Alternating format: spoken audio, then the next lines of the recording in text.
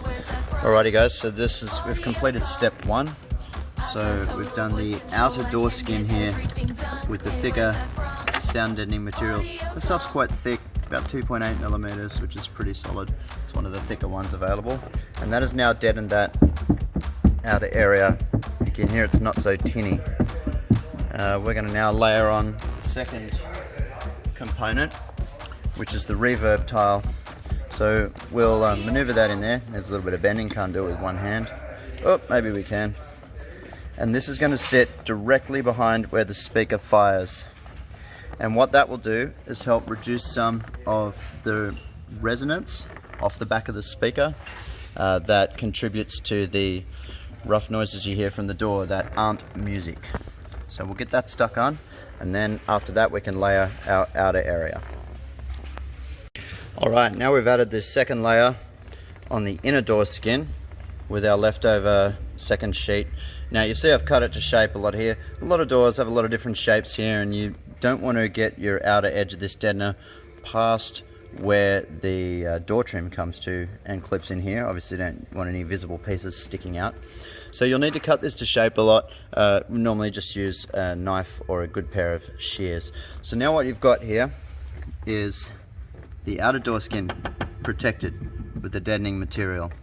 We've got that reverberation tile on top of that. You can see the softer material there, which is going to reduce our resonance and reverberation.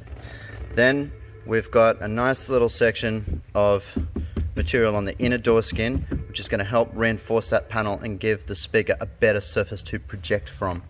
Then I've already applied the sealant tape, which is going to let the speaker seal in nicely. This is the correct way to install any speaker. Doesn't matter whether it's a $100 pair of speakers or a $400 pair of speakers like we're fitting here today. But that will then seal in beautifully and give you a really, really nice surface for the speaker to project off into the cabin. Now, I'd just like to add that you can never have enough of this stuff, right? This is the minimum amount that we'd recommend doing for a speaker installation. Just this little speaker kit is what we sell with 99% of our speaker packs in stores.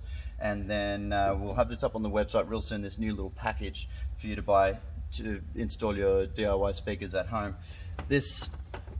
The more of this you put in, the better your car will sound, both in sound projection from your speakers, but also it helps reduce road noise. Luxury vehicles have tons of this stuff fitted from factory.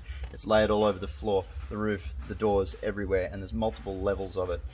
The more of this you put in, the better it will sound. So this is your entry-level package. This will get your speaker performing spectacularly. If you want to take it up a notch, you get more of this gear. These are available in very, very large packs that you can cover large amounts of area with.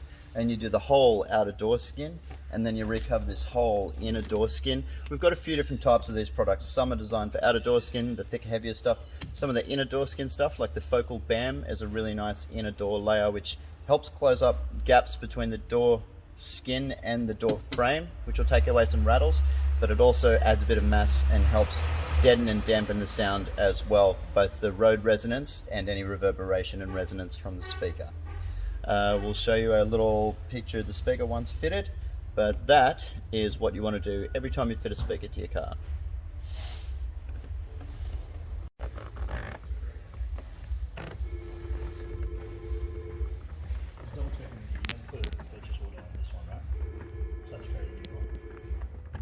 Thanks for watching. I hope this has given you some insight on how the pro installers build up a speaker installation in a car. Make sure you hit that subscribe button for heaps of new tips and tricks as they come along, as we build up new DIY packs to make things easier for you.